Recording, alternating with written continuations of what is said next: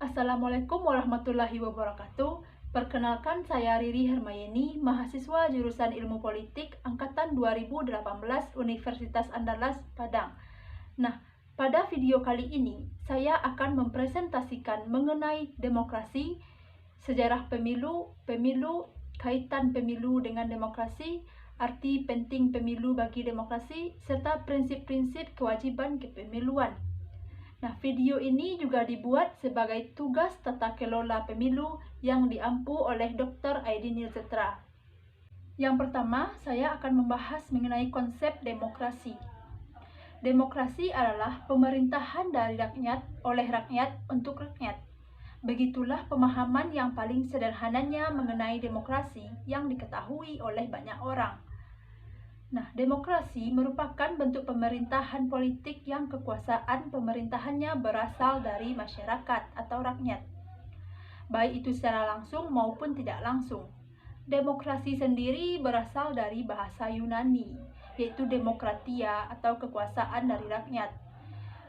Dan yang demokratia tersebut berasal dari dua kata, yaitu demos dan kratos. Demos yang berarti rakyat dan kratos yang berarti kekuasaan. Merujuk pada sistem politik yang muncul pada pertengahan abad ke-5 dan ke-4 sebelum Masehi ini di negara kota Yunani kuno, khususnya Athena, menyusul revolusi rakyat pada tahun 508 sebelum Masehi. Itulah awal munculnya demokrasi ini. Bicara mengenai demokrasi tidaklah jauh dari konsep kekuasaan. Kita sebagai masyarakat juga bisa ikut andil dalam demokrasi negara. Contohnya saja seperti pemilihan presiden, pemilihan legislatif. Itu contoh sederhananya. Nah, kita bisa mengeluarkan suara kita, hak pilih kita dalam mengisi angket atau pencoblosan. Selanjutnya saya akan membahas mengenai sejarah pemilu. Sejarah mencatat pemilihan umum sudah dilakukan sejak abad ke-4 sebelum Masehi. Saat itulah rakyat di Yunani kuno melaksanakan hak politiknya untuk memilih pemimpin pada saat itu. Rakyat negeri para dewa tersebut menyebutnya sebagai demos atau rakyat dan kratein sebagai pemimpin. Maka dari dua kata itulah muncul istilah demokrasi. Dipimpin oleh Cleisthenes, warga asli Athena, mengadakan apa yang secara umum diketahui sebagai pelaksanaan pemilu wujud demokrasi pada 508-507 sebelum Masehi, sehingga dia dijuluki sebagai Bapak Demokrasi Athena.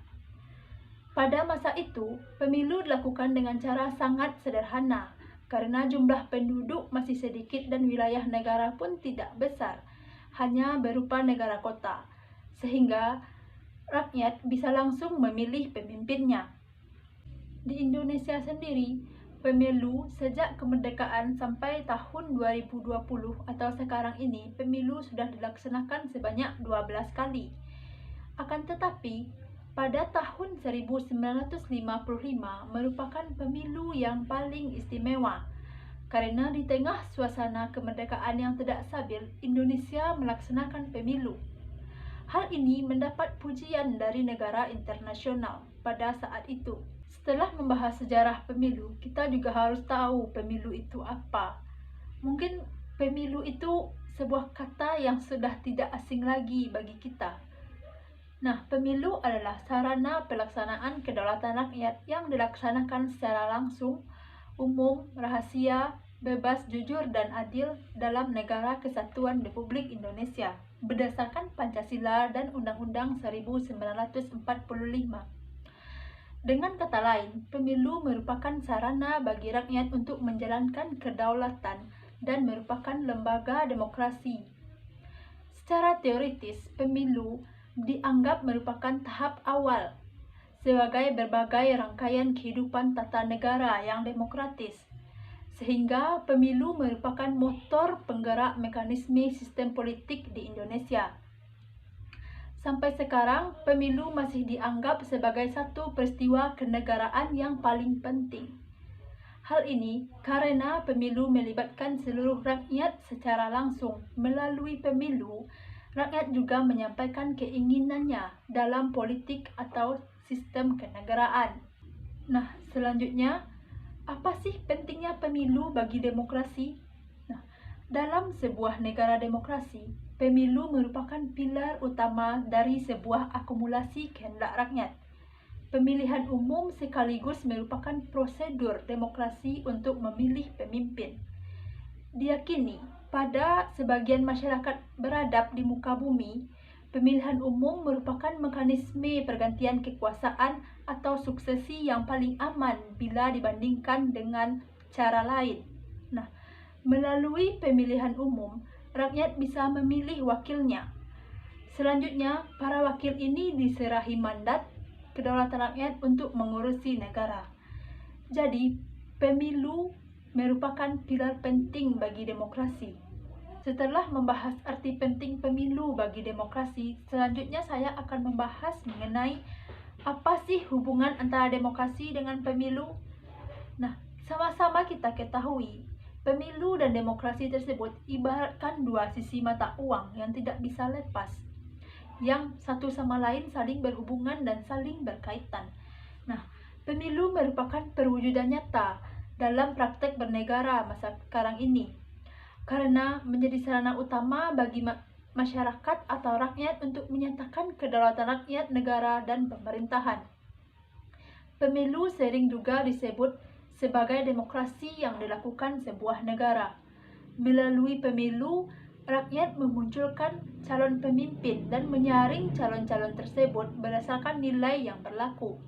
Dalam sebuah negara yang menganut paham demokrasi, pemilu merupakan kunci terciptanya dari demokrasi. Selanjutnya yaitu mengenai prinsip-prinsip bagi kewajiban kepemiluan. Menurut Colomber, terdapat 4 prinsip yang menjadi dasar transformasi pemilu sejak dahulu hingga sekarang. Yang pertama yaitu kesepakatan. Kesepakatan ini bisa kita temukan dalam praktik-praktik pemilihan pemimpin di berbagai komunitas di seluruh dunia sejak lama. Kedua, lotre, di mana pemilih pemimpin menggunakan mekanisme lotre. Ketiga, yaitu mayoritas, di mana pemilihan pemimpin dilaksanakan pada prinsip suara terbanyak. Selanjutnya, yaitu proporsional, di mana pemilihan pemimpin dilaksanakan pada prinsip keterwakilan yang berimbang di berbagai kelompok pada masyarakat. Proses transformasi ini kemudian menjadi dasar dalam sistem pemilu yang saat ini digunakan oleh seluruh dunia. Sekian dulu pembahasan saya mengenai konsep-konsep demokrasi, pemilu, sejarah pemilu, arti penting pemilu bagi demokrasi, hubungan demokrasi dengan pemilu, serta prinsip-prinsip kewajiban kepemiluan. Nah, atas kesalahan kata, saya mohon maaf. Wassalamualaikum warahmatullahi wabarakatuh.